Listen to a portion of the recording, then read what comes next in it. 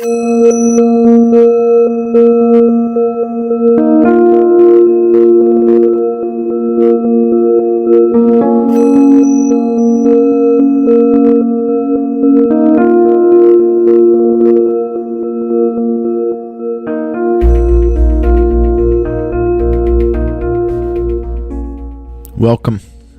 I am John Cullen. This is the John Cullen Podcast.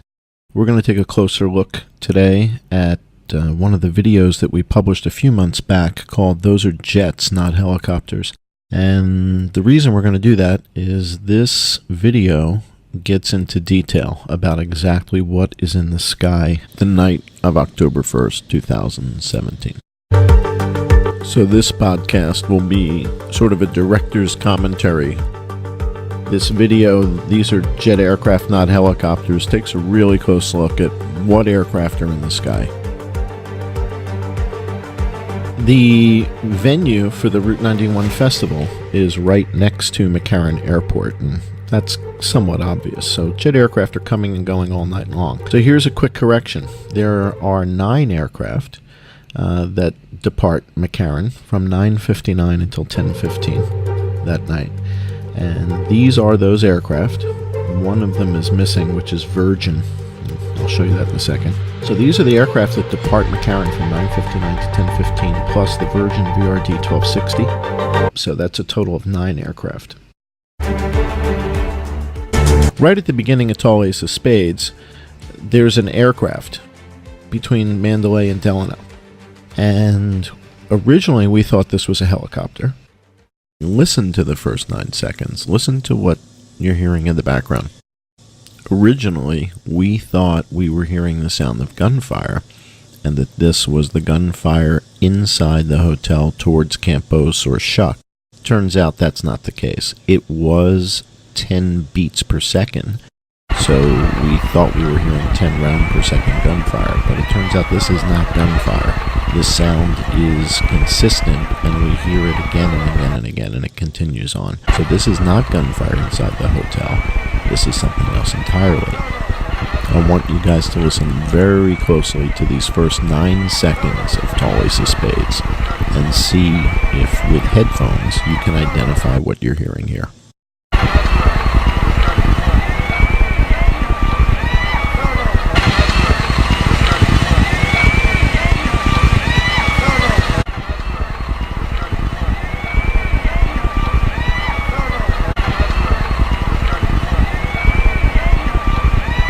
We do know that Frontier FFT 1122 departed. This is the Flight Radar 24 playback from that evening, and that's the FFT 1122 departing.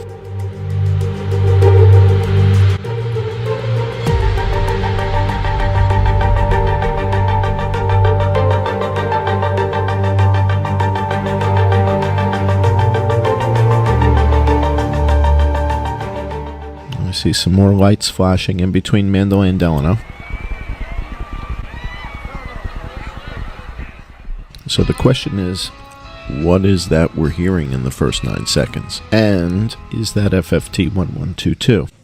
I'm going to jump ahead 22 seconds and show you something rather remarkable. But this is the evidence that you're not going to see elsewhere, which is the aircraft heading back eastward in that same slot between the 2 hotels.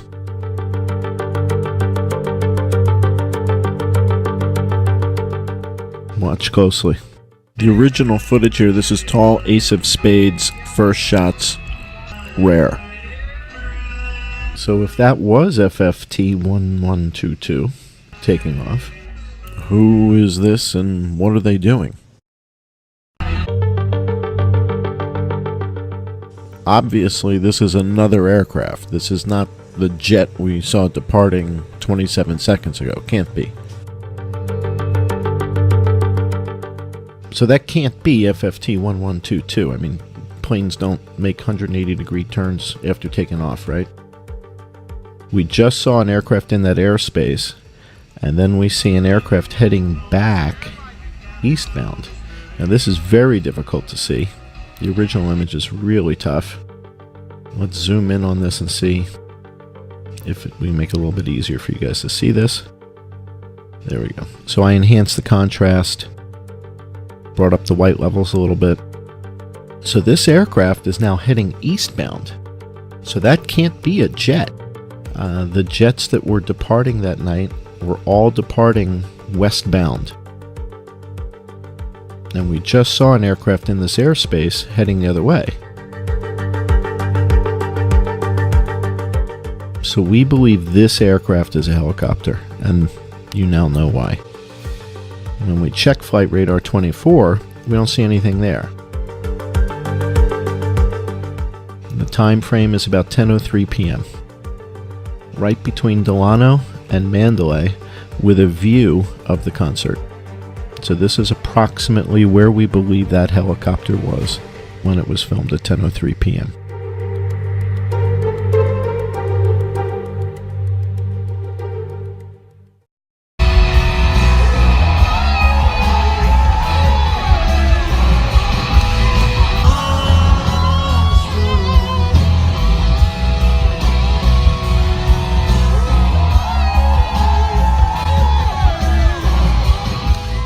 So we believe that was the first shot fired.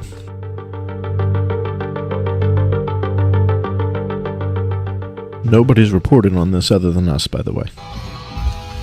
This is 10:04:40 p.m. in this footage.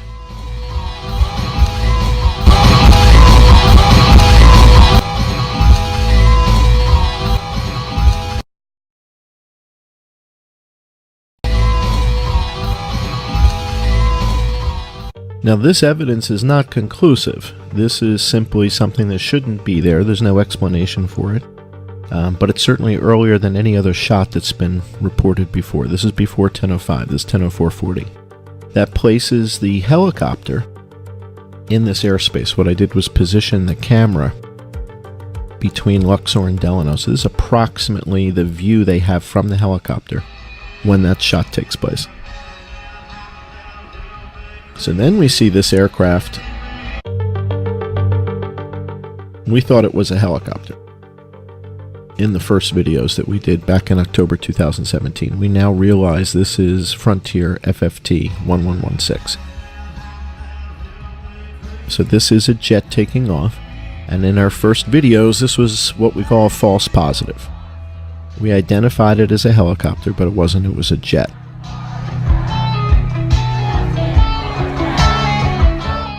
And that doesn't mean that the other sightings that are helicopters are also jets. It just means this was a false positive.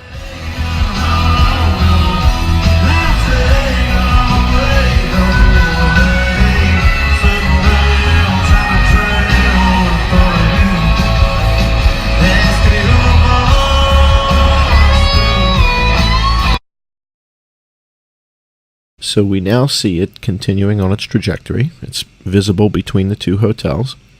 6 seconds later, the shots are going to ring out.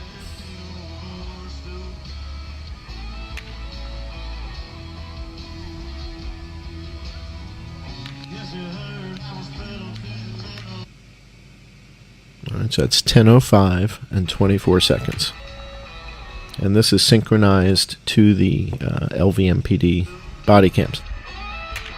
So Tall Ace of Spades looks over his left shoulder when he hears these shots.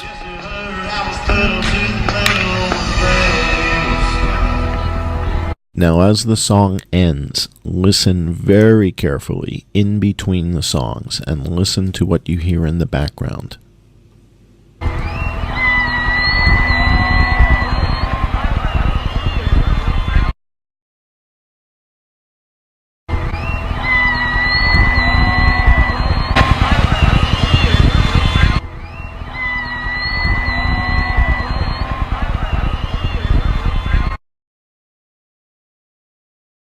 All right, listen closely.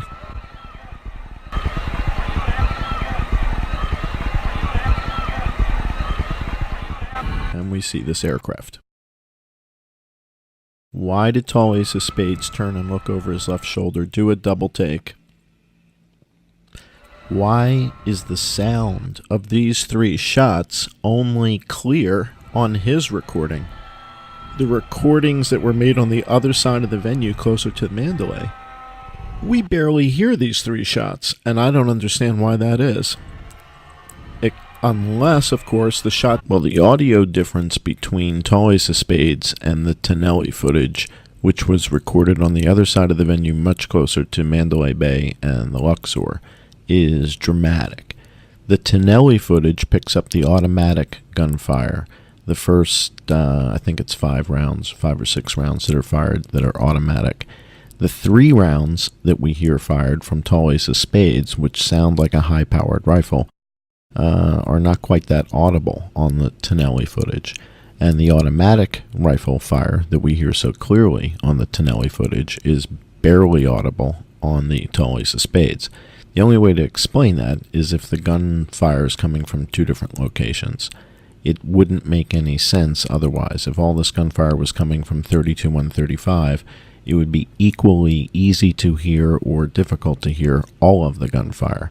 We have these 3 distinct high-powered rifle shots, and then we have automatic weapon fire. We highlighted this in one of our videos called 2 Guns, 2 Shooters, something like that, well over a year ago. I'll play you guys a clip from that right now just to show you the point. This is the Tonelli footage.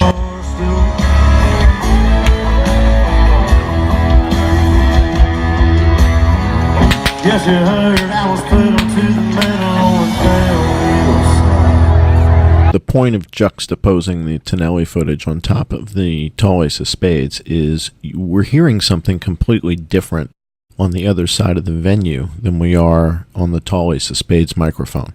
Tall Ace of Spades is clearly picking up the 3 high-powered rifle shots, and the Tonelli footage is clearly picking up this automatic gunfire, this tat-tat-tat-tat-tat stuff.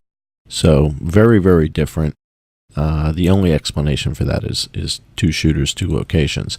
The other thing you'll notice in this Tonelli footage, which we're going to address in either the next podcast or 2 podcasts down, will be the laser. And do we see the laser in the Tonelli footage, and do we see it in any other footage? And we think we might. So we'll take a closer look at that in a future podcast.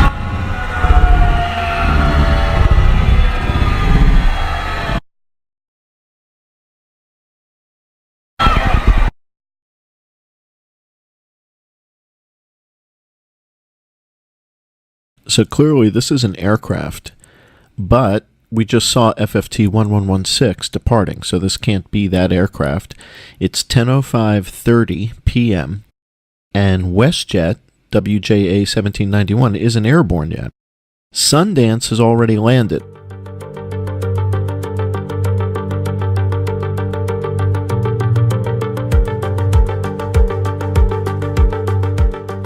So this is another important aspect. When Sundance went on their tour just before 10 o'clock, there were only 2 helicopters, and we see both of them returning from the tour on flight radar. 2 Sundance helicopters returning. But in this video clip that was shot by one of the concert attendees, we see 3 aircraft. So if you watch the aircraft coming in from the left, they're coming from the north, heading southbound. This camera is facing east. And we see Sundance number 2 returning.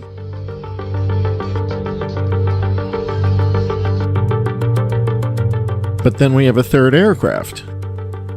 So on the video footage we see 3, but on flight radar we see 2. Why the discrepancy? So along the west side of the runway, you see 1 Sundance returning now heading south. Here comes the 2nd Sundance coming in, turning towards their base, but we don't see the 3rd aircraft. Now remember, the only reason we're looking at these helicopters in the first place is that we don't see any evidence of gunfire coming from room 32-135. There's no photographic evidence, there's no video evidence. So does this 3rd aircraft warrant further investigation? Who is this, and what are they doing?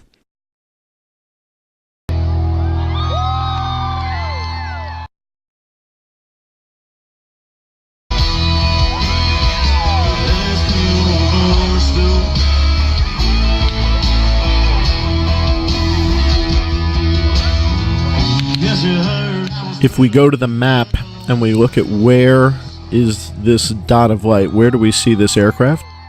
It's effectively right above the tanks. And when we did the distance ranging of the cracked thump, we found that that's the radius that it would need to be for the, where was that shot coming from based on the cracked thump delay. And this is that radius. So it's very possible the first shots were coming from that aircraft. We hear the ululation only on this recording. We don't hear it on anybody else's recording, and that's a bit curious. Why don't we hear that elsewhere? It must be that the ululation came from somewhat close to tall ace of spades.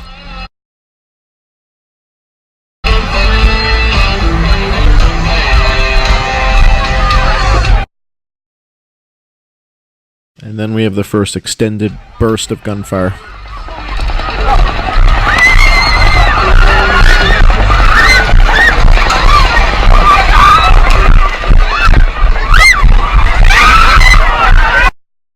The next aircraft to depart is WestJet WJA 1791. It departs at 10:06, and we're going to see that aircraft on a police officer's body cam in 60 seconds.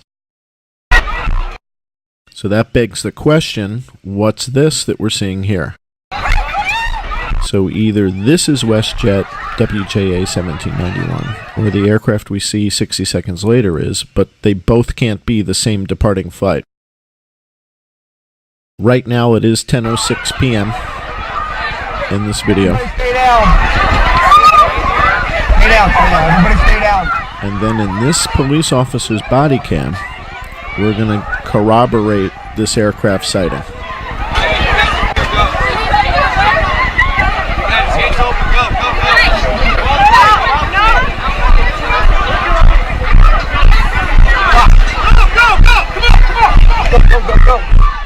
Now in this section we're going to see shots fired right above the venue.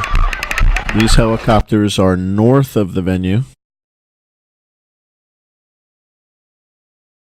near the Tropicana. This would explain the spent casings that were witnessed by Joe Napoli and the other woman that we featured in a video that Eddie Schmitz interviewed. This would explain that we've got helicopters north of the venue here firing on the crowd. So there's no explanation. These aircraft are not on flight radar. There's no explanation for that.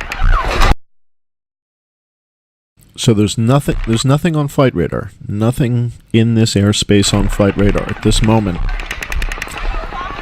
No gunfire coming from 32-135. So who are these aircraft? Where would these helicopters be? In what airspace? Right about here. Firing down on the crowd as they're running away. So as people are escaping, they're being fired on. Now it's 10:07 p.m. Gotta be, right? Yeah.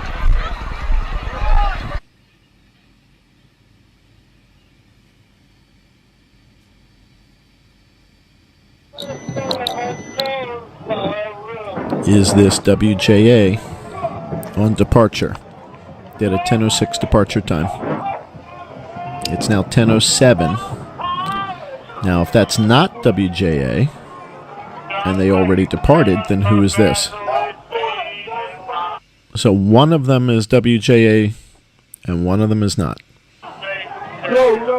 Now, if this is WestJet, then there's no explanation for the aircraft we saw 60 seconds earlier. The next flight to depart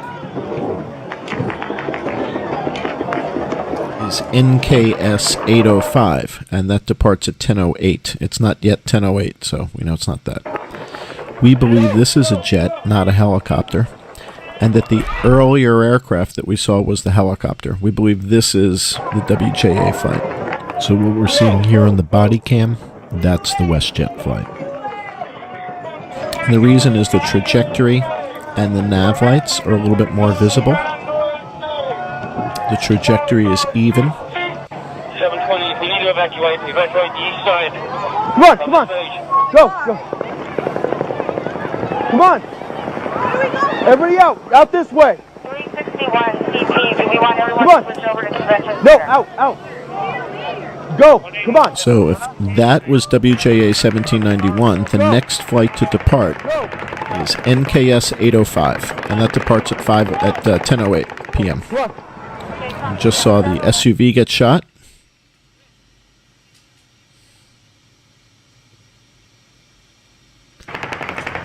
question is, where was the SUV shot from?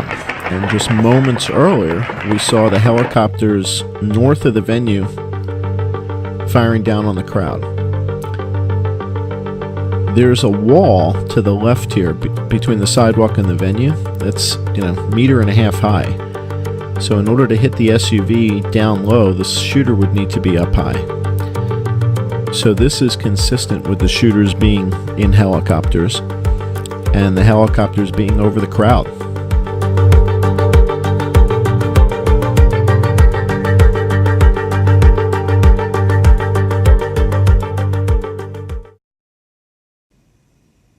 Starting at about 10:08 p.m., there's no automatic gunfire for quite some time here. We synchronized the Tall Ace of Spades footage with one of the body cams that was inside one of the patrol cars heading towards the scene so that we could put the timestamp on there and you would see what was happening. It turns out that this particular body cam footage is going to be rather pivotal in another minute. But right now at 10:08, no automatic gunfire. All right, go, go, go.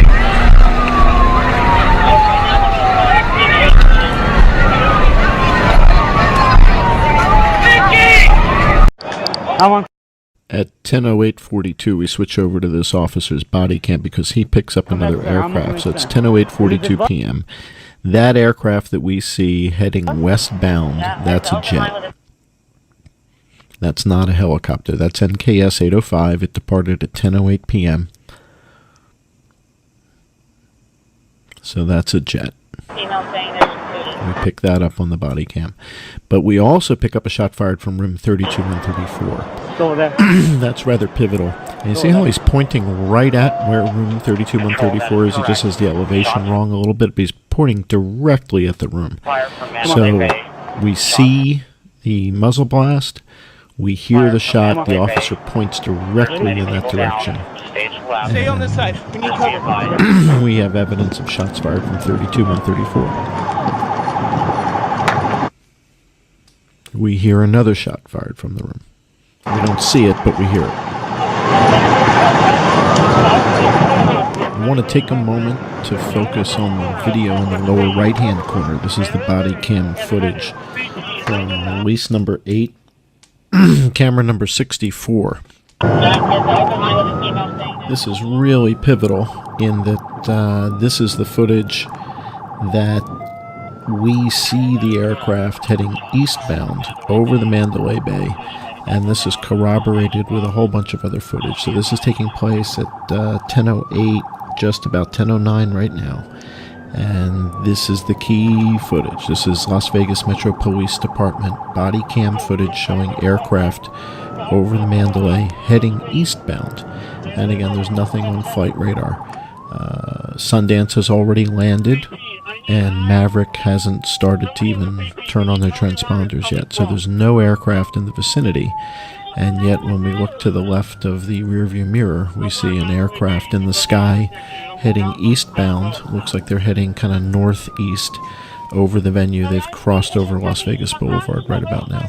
So this footage is really pivotal, and we use this footage to synchronize a lot of the other sightings because we've seen the helicopters flying over the venue.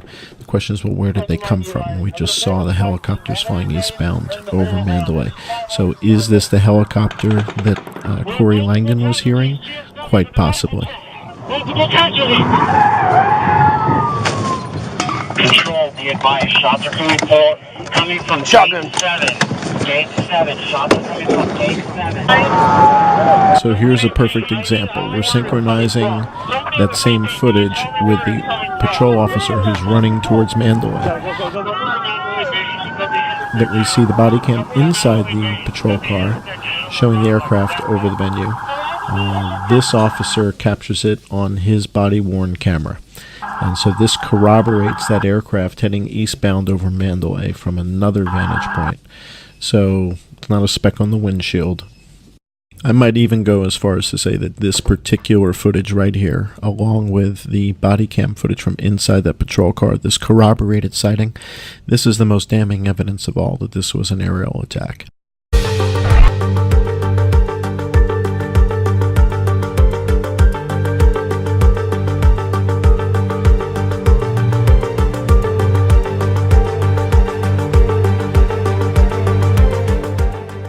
Hunter UK, formerly known as UFO Hunter UK, asked me if I could create a 3D map and show where these aircraft were in space at the times that we sight them. So, using Google Earth and these particular sightings from the Tall Ace of Spades video, I went back into Google Earth and said, okay, approximately if we were there, let's put the camera there in Google Earth and see what the view appears to be.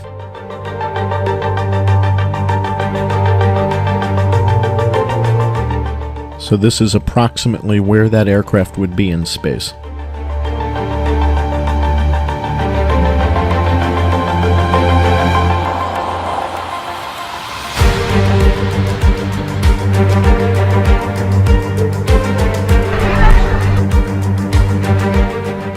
This sighting is a little bit more difficult to see, but lower in altitude.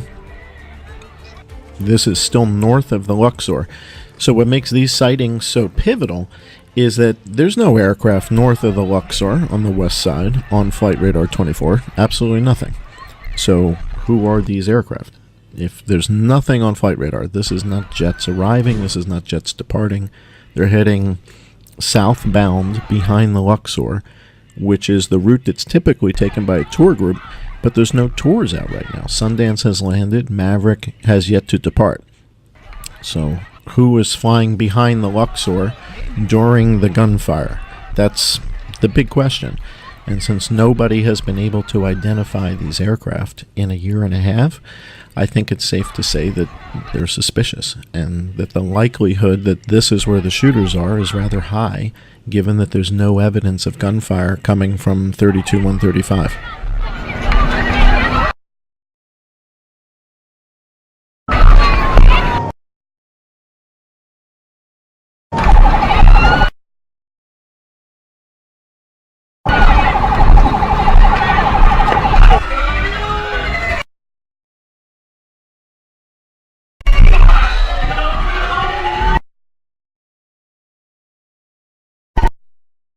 So we see now two aircraft between Delano and Mandalay Bay. How is that possible?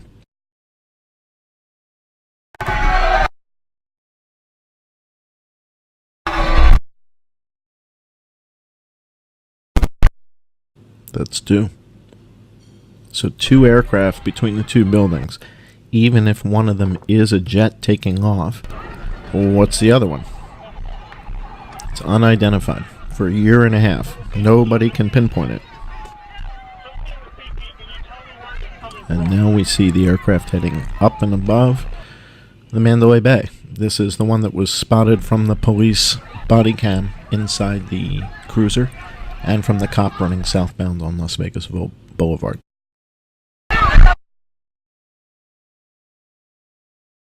Where is coming from? The aircraft is heading eastbound right now, about to cross over Las Vegas Boulevard. And then it appears that it's starting to head northward, or northeastward.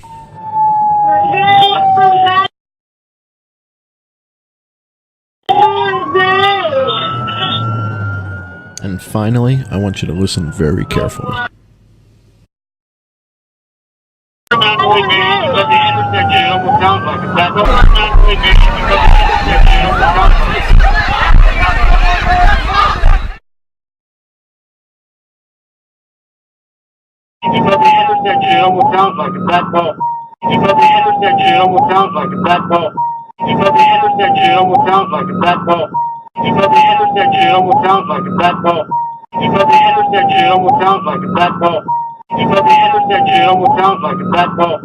Thank you for listening to our first podcast. More to come.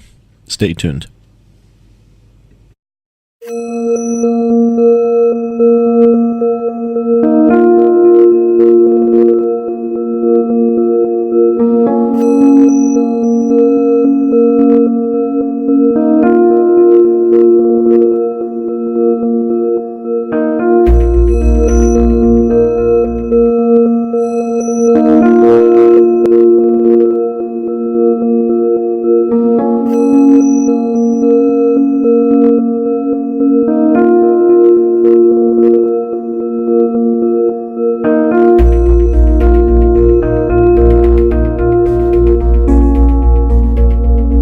welcome to the I Am John Cullen podcast. In this episode, I want to take a closer look at deductive reasoning, because that's how most investigations begin, is with a premise. And I want to take a look at the early evidence, the leaked photographs that came from Jackie Heinrich. And what was it about those photographs? We took a look at those photographs and decided immediately to ignore them, not to pay attention to room 32-135 and the crime scene that was presented in those leaked photographs, and rather to focus on the crime scene outdoors where people were being shot. That approach alienated some other investigators. Everybody was focused on Stephen Paddock and Paddock's background and what he had been doing and this and that. And I was completely disinterested in Stephen Paddock. I was interested in what was going on outdoors where people were being shot, and that's where we focused our investigation. That ended up bearing fruit and made other investigators, I guess, look a little bit silly or off the target or whatever you want to call it. So let's take a closer look at deductive reasoning and where it works, where it doesn't. So we begin our investigation with deductive reasoning. So presented with the crime scene, we put two and two together. Deductive reasoning goes all the way back to Aristotle. Deductive reasoning is a method of reasoning by which you start with a premise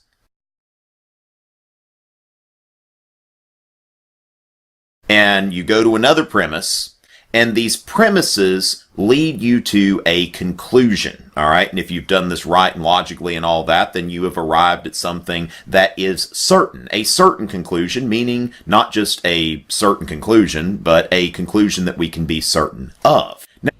So when we look at the conclusion that the LVMPD drew and the FBI, they say that Stephen Paddock did this, that he acted alone, that he had no co-conspirators, and that's that, and they do not know the motive. So the question is that conclusion that they've come to, is that definitive? And do we see evidence that tells us that, this is a certain conclusion? There's no question that nobody else did this. There's not a shadow of a doubt. And when we investigate the evidence, we find that that's not the case.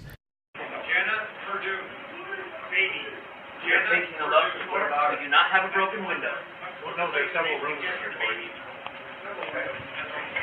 You remember, one window right to the right for you. Right where that curtain is, right by the door. Okay, stand by. We've got curtains open on a window that's not broken. It's us. Corey, it's us. It is us. We have to go ahead. I'm up here. Go ahead, Todd.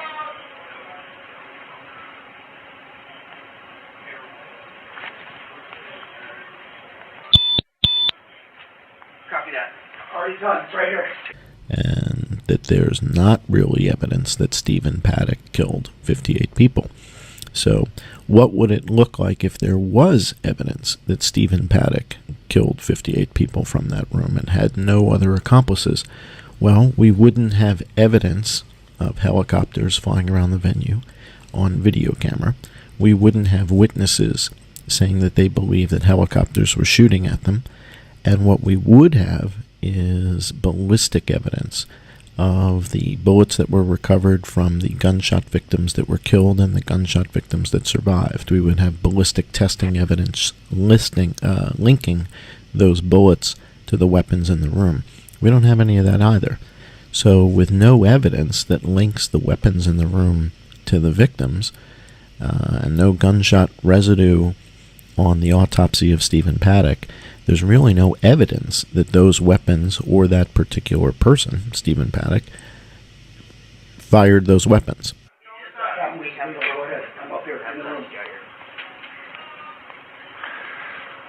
Go ahead, Todd.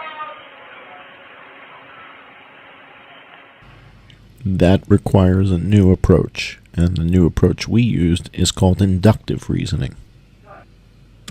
Inductive reasoning, fast forward about 2,000 years, and we go to Sir Francis Bacon, a 17th century English natural philosopher, which is what they called scientists back in the day.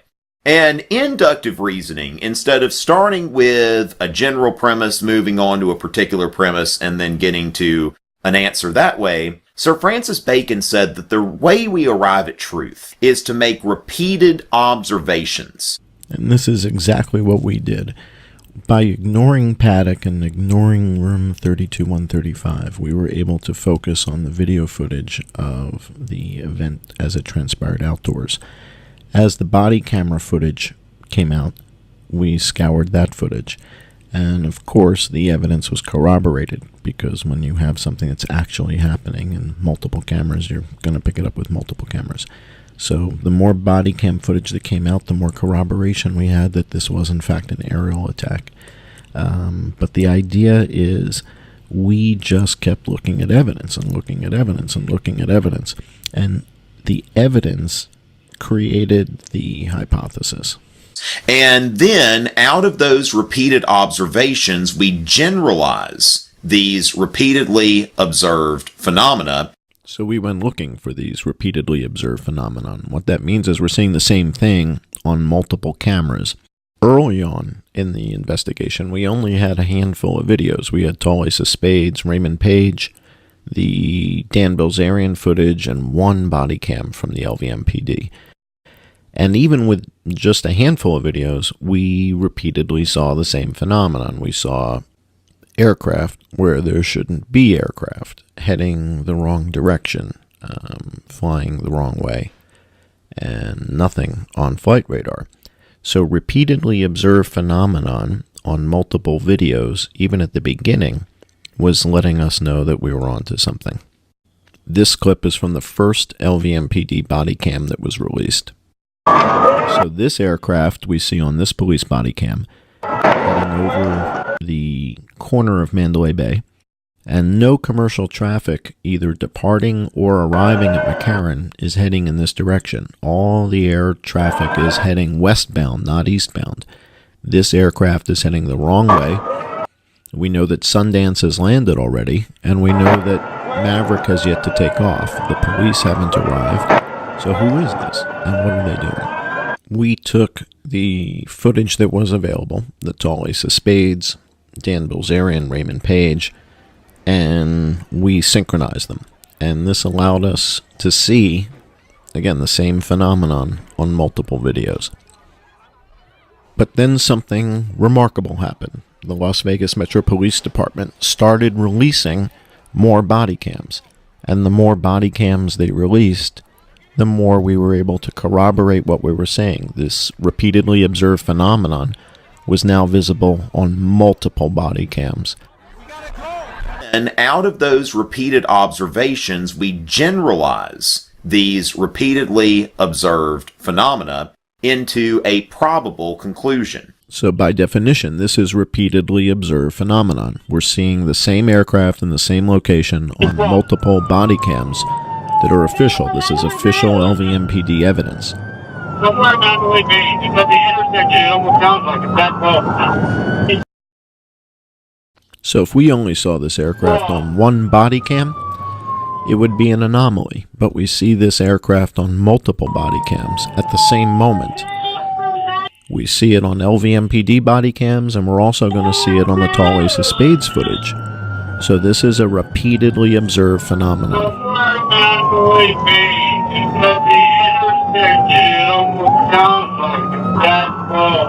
We synchronize the Tall Ace of Spades footage with this body cam, and we see the same aircraft in the same location heading in the same direction.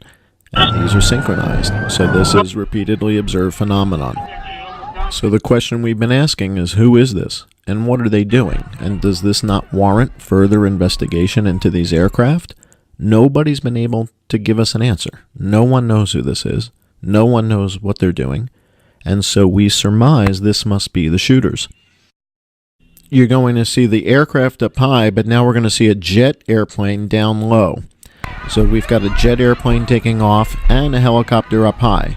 So they both can't be a jet airplane. One is a jet, one is a helicopter.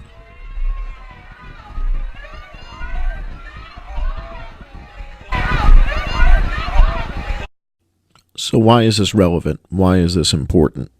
out of those repeated observations, we generalize these repeatedly observed phenomena into a probable conclusion. Our probable conclusion has two levels of detail. The first is that this is an aerial assault being conducted by helicopter, and then the second is who is flying these helicopters and what was their motive. The first step is identifying what type of attack was this, what actually happened, because we can't solve for who did it if we don't understand actually what transpired. It's too easy to say that this was ISIS, or this was MS-13, or this was Bloods versus Crips.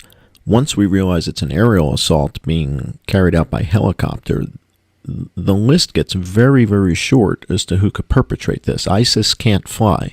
MS-13 can't fly. So who has access to helicopters?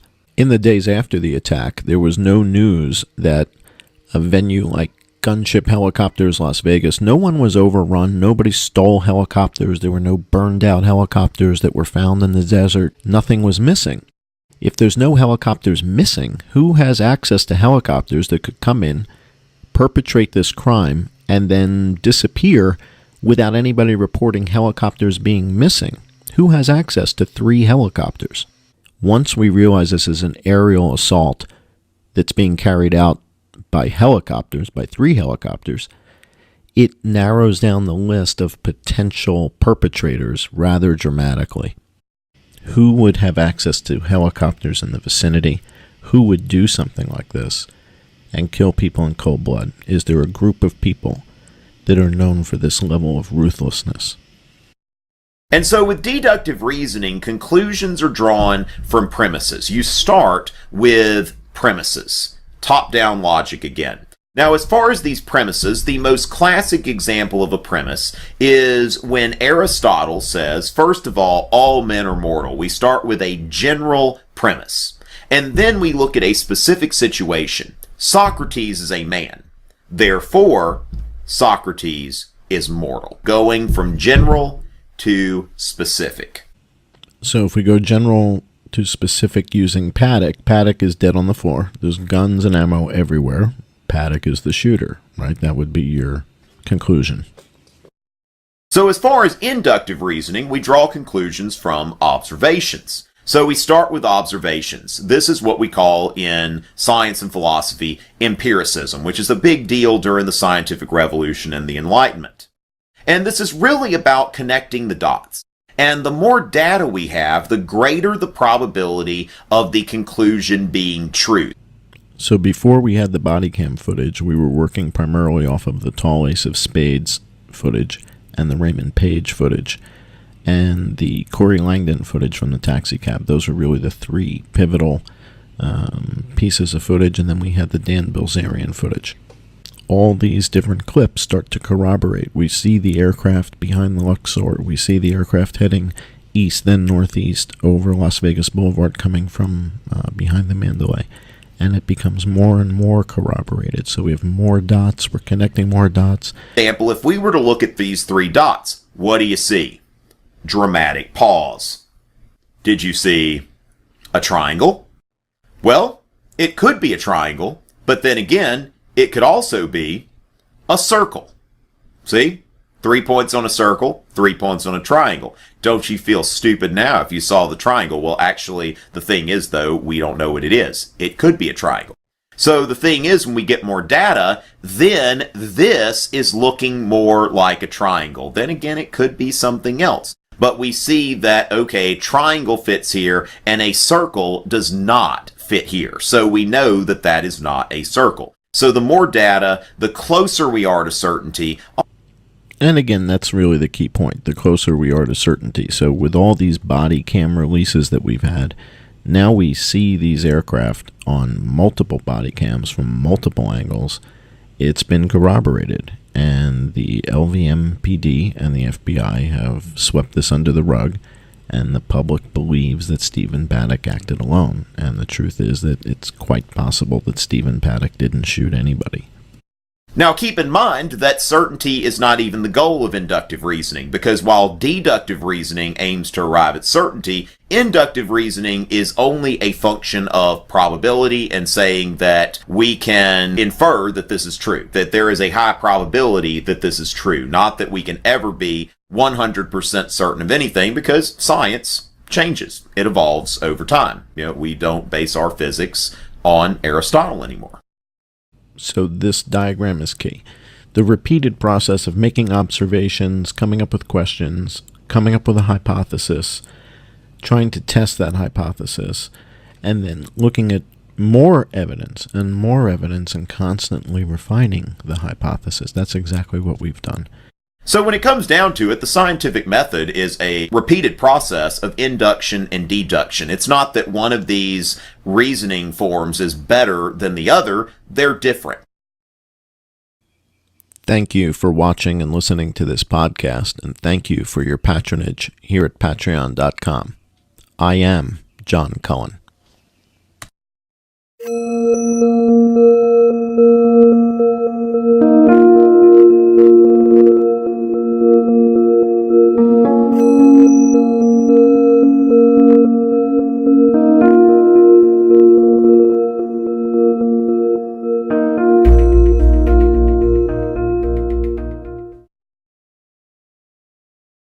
So that's about it. Hopefully you learned something. And if you did, please subscribe. Visit my website, tomritchie.net, social media, Twitter, Instagram, Facebook, all of that good stuff. I'll be back soon with some more lectures in history and philosophy and all kinds of other good stuff. Until next time.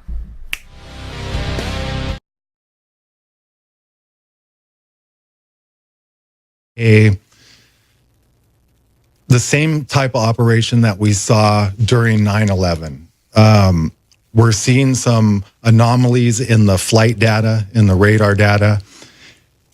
We also know that there was at least some kind of preparedness drill going on at the hospital over there. And I have not totally confirmed that there was a drill going on at the Route 91 Harvest Music Festival. Multiple shooters, multiple locations. Absolutely. And what we're looking at now is all the flight records. We're looking at communications that the local airport tower had, where they literally said that there was shooters, plural, on the runway, on the airport property, that they were trying to round up. These flight records are really interesting.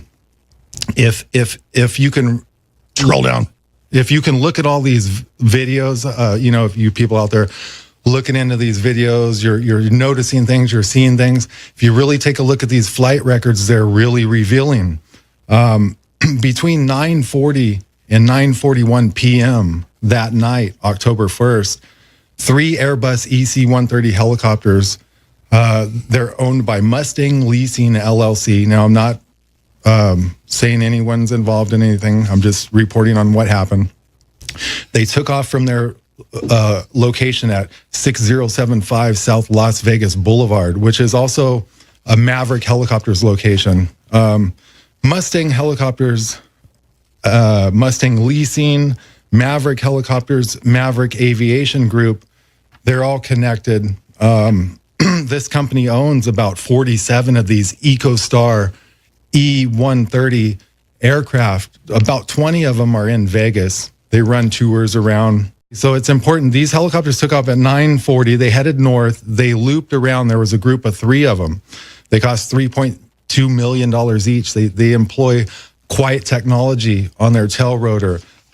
Just saying.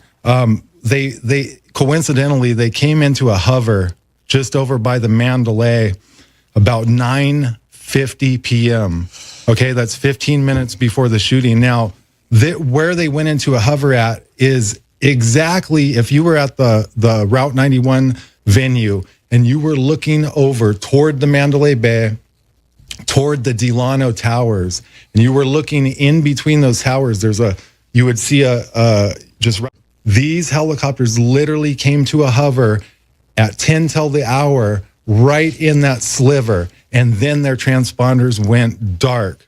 Now, coincidentally, the shooting, I've checked into this. I've I've grabbed video. I mean, I have over 400 hours, maybe near 500 hours into this shooting investigation. Yeah, everyone's turning up dead now. It's very suspicious. But where these helicopters stopped, these 3 helicopters stopped in this very key airspace area. They actually hovered right over the roof of part of the Mandalay, over by the aquarium. There's this little oval-shaped roof section that they were hovering over. Now, their transponders went dark. Now, the shooting did start at 10:05 p.m., like they said. Listen now, these helicopters went dark. I think that they may have stayed there in a hover through the duration of the shooting. There's actually, you can see this on video, and I can show you guys where you can find this. And people are having trouble getting anything out of this helicopter company and this and that. Now, the FAA and the company that logs the flight data says they have no explanation for this next aircraft that I'm going to tell you about. So those 3 aircraft went dark. Now, at 10:22, an airliner masking itself as Southwest Airlines Flight 4119. We know this is actually a helicopter masking itself as an airliner. That's not suspicious. This radar blip appeared just south of the Mandalay at 10:22 p.m. Well, it could be that they basically want to create all of these incidents, this panic, so that ultimately they can take us to the next level. This is a next level thing that they've basically created. It's like the next level 9/11. And I've talked to people. I've talked to some drivers in Vegas.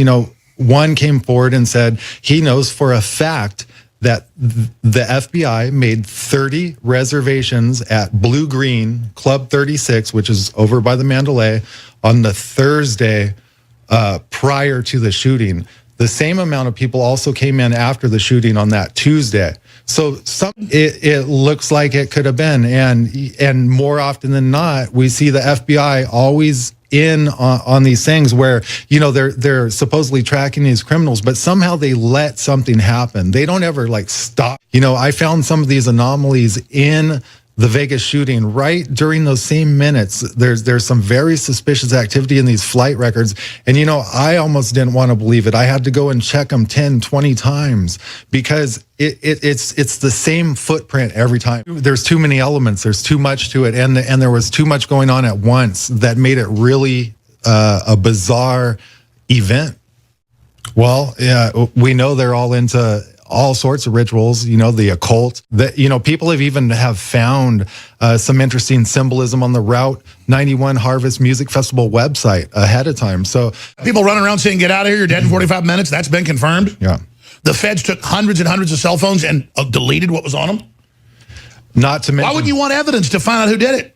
Well, not to mention, there's a bunch of high-profile crimes going on in Vegas right now. There was a Point Break style robbery. They're going in and robbing these cell phone stores for some reason, and there's also a bunch of other high profile gun robberies, gun stores that have been robbed lately as well. And it's looking like either something's going on with some cells or something, but I don't know exactly. Okay, so from all of my research, it really looks like the shooting actually started at 10:05. I was questioning that at first, but I've matched up planes with planes in the background of videos. So I'm really confident the shooting did happen at 10:05. Now, I told you guys about the 3 Mustang leasing helicopters that took off from the vicinity of Maverick helicopters. They did a loop up around the city, came down, went into a perfect hover back behind Mandalay. If you were at the venue, this would be behind Mandalay, in between the Mandalay and the Delano, in a very specifically, these helicopters then turn their transponders off. Now, where it gets weird is, I think that it's possible these helicopters hovered there the whole time, but I'm not going to accuse anyone of anything.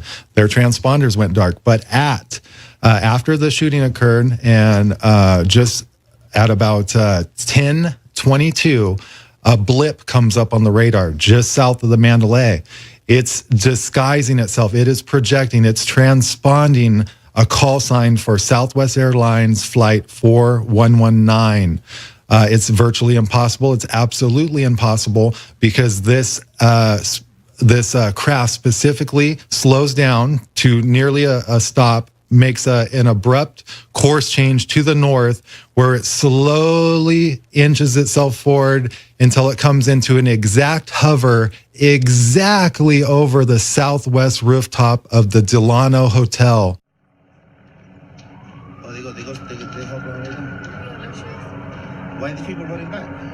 This way. I think these people trying to help.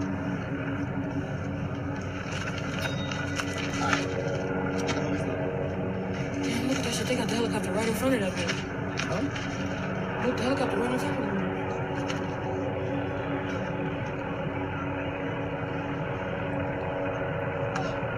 Isn't that Delano? It's at the Delano, not the freaking Mandalay Bay. The helicopter's not hovering over the Delano. I think he was on the roof. Yeah, but the helicopter's over the roof right there. Sit on the back.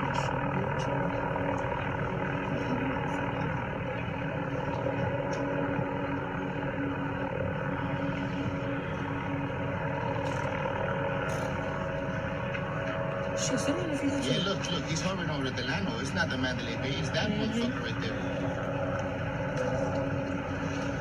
You see that shit? I think we're safe now.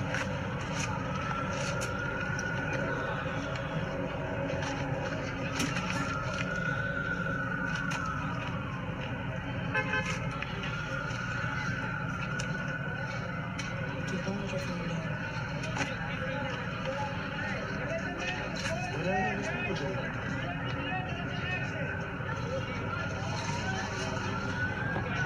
Just gotta be fucking heroes. He said it was an entrance on here.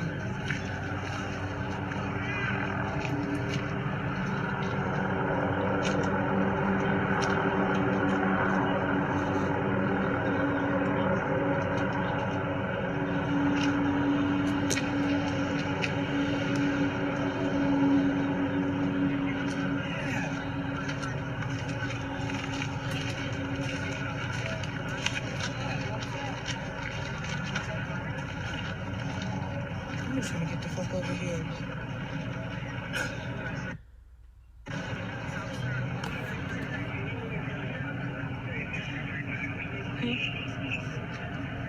Yo, they broke the fence down right there. It's an entrance right here. Yeah, but which way they went? They went to the back right there? Yeah, they going to the back. We can go that way too. Yeah, that's what I was saying. Come on, we out. That's the best way. Come on, let's go. All right, man, take care. He's gonna try to move. He's moving his truck. Shit. Hey, if they shoot at somebody, they're gonna shoot the helicopter, not at us.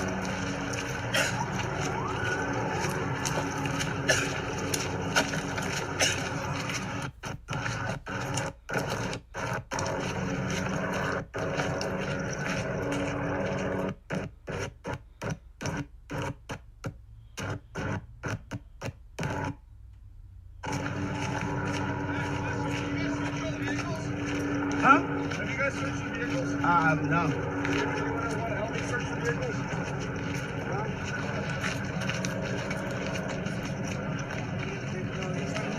I don't have a fucking gun to be searching no fucking vehicle. Or a vest. Or a vest. You go be a hero, nigga. Fuck out of here with that shit. Do I want to go help them check the cars? Motherfucker, I'm trying to get to my car.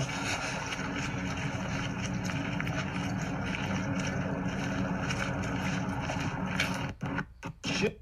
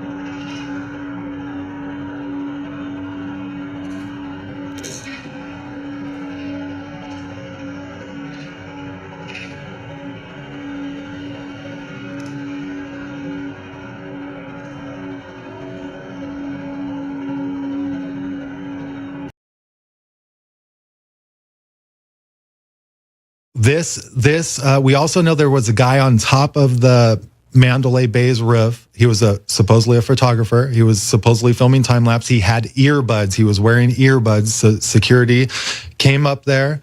They told him, hey, he needs to get off the roof. There's been a shooting. Now this is more around the time of the shooting, and which is very suspicious. But this guy could have acted as a spotter, because that craft that literally hovered exactly over the rooftop of the Delano. There's an image in there. You guys might be able to show the Delano imagery, where there's that arrow pointing to the corner. But this craft hovered for 1 minute exactly. I mean, this flight radar, when you zoom in, it tracks things to the foot. This thing was hovering at the exact place you would make an extraction from the Delano rooftop, which is connected to the Mandalay Bay through a series of halls and corridors, which there was gunshots fired in those halls and corridors. I have confirmed that.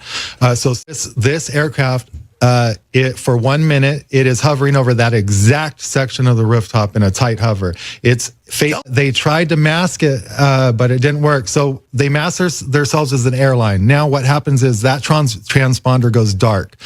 That craft then heads to the west. I know this. I'm assuming this because it's already facing to the west. Now, as it's heading to the west, just before that, 10 minutes prior, to that, another group of Mustang leasing helicopters, a group of 7, loop up to the north of the city. They take off from their property, which is by the airport. They go up north of the city, and they get redirected around the shooting to the west a little more, which is where I would assume this craft that actually went dark at that point merged into that line of 7, now making 8 helicopters, where they then returned to base back over by Maverick. This police helicopter came down, and it missed that craft that possibly made an extraction off the top of the Delano. It missed it by 3 minutes. Now, this police helicopter comes down at 10:40. Now we're talking after the shooting. We're talking, so this thing lands in the Harley Davidson parking lot. Now this Harley Davidson parking lot literally shares a parking lot with Maverick helicopters.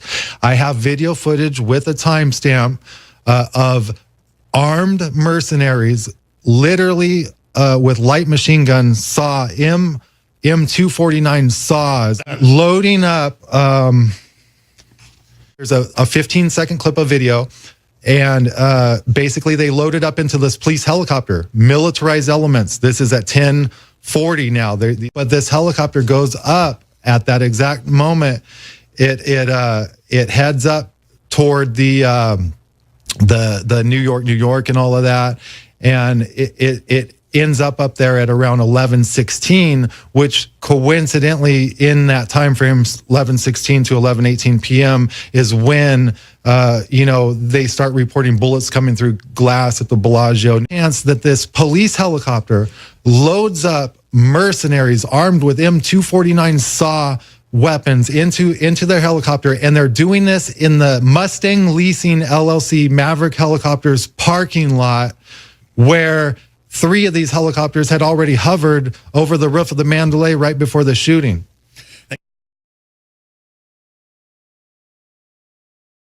That craft back there in the background, I've identified this and everything, and I know by flight records, that is the police helicopter. Its tail number is N911WY.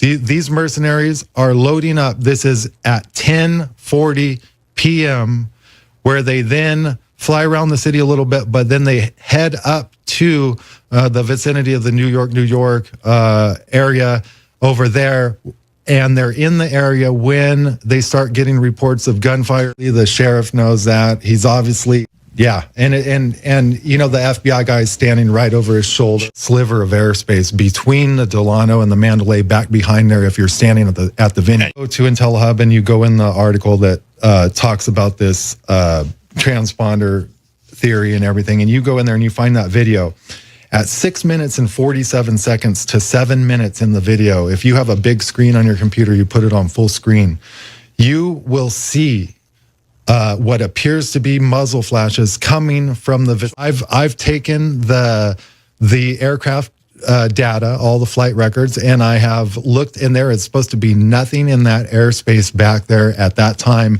and they're at 3 different elevations. it clearly looks like muzzle flash. And by the way, in that same time, around 6 minutes and 43 seconds into the video, you can also see a shot. And I attribute this to Rick Ardito, who was actually a witness to the Vegas shooting, but I was talking with him on the phone, showing him this video, and he found this shot.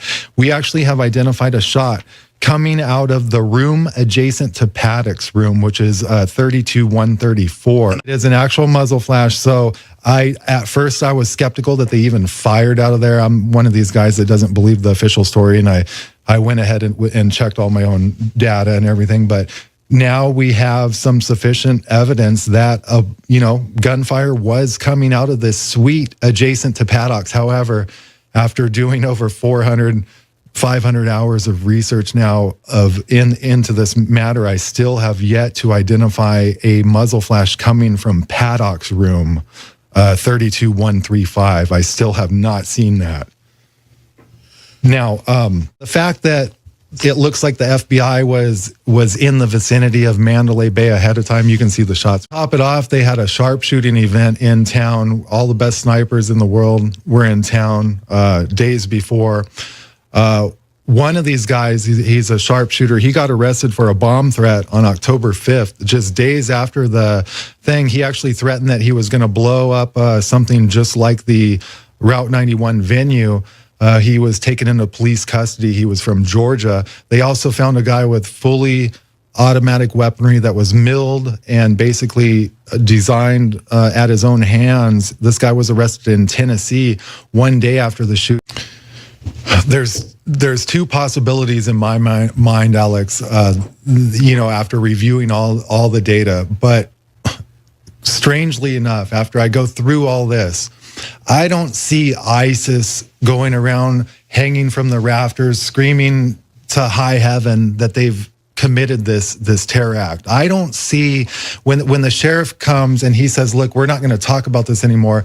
And when they say there's just one shooter, Paddock, where's this group that's like, wait a minute, it's not just one shooter. We had like 30 guys all over the city and we took over the whole city.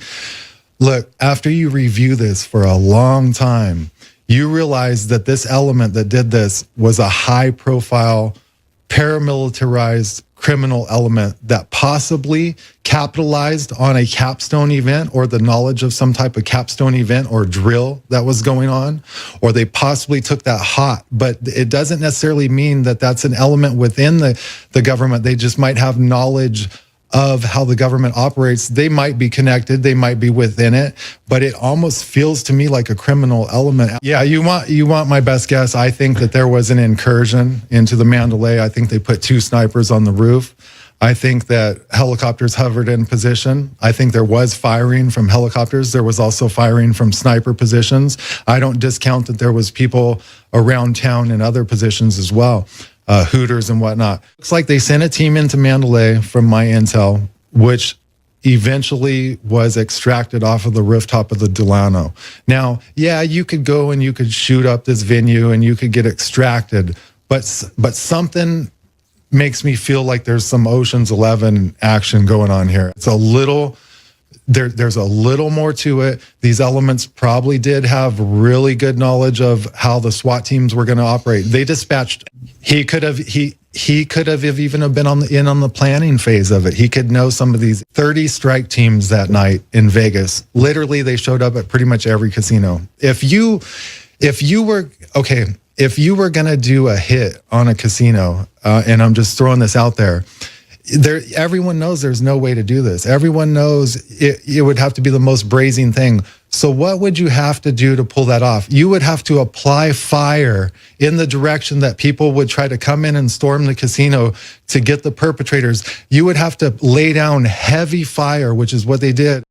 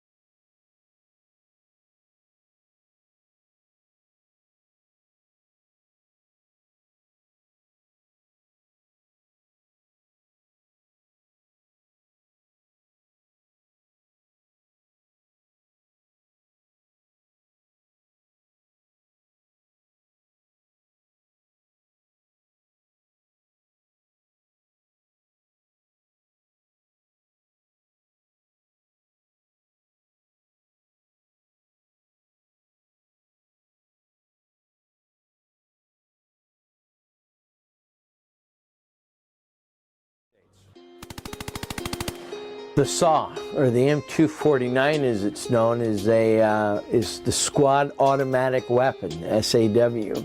It is the standard light machine gun of the United States military forces throughout the world and a lot of our allies currently. The soldiers themselves, the riflemen and the squad, were transitioning to 5.56 millimeter fully automatic rifles. So the squad automatic in and of itself, it was losing its role. That role was being taken over by the individual rifleman. The one thing that they couldn't supply was sustained fire, which means two things. It means belt feed and it means barrel change.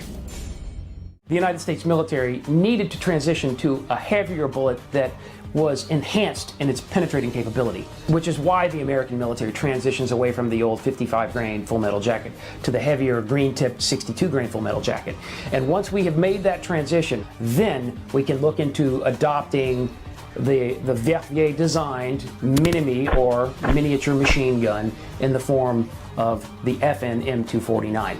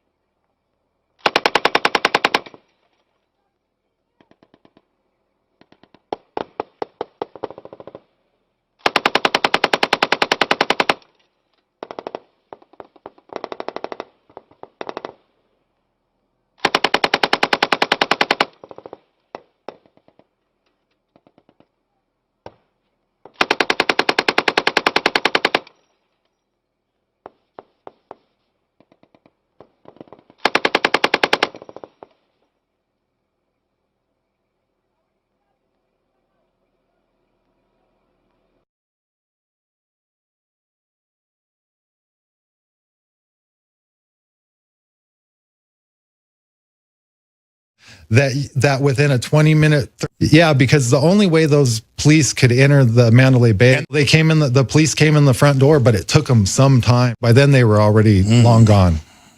Well, there's, like I said, there's been a lot of high profile robberies lately of gun stores. It's like almost like they're putting together cells. Or we do need to watch out for this and what's coming down the pipe and how far they're going to take this, because ultimately, look, they think they're losing control. They're going to step it up even further.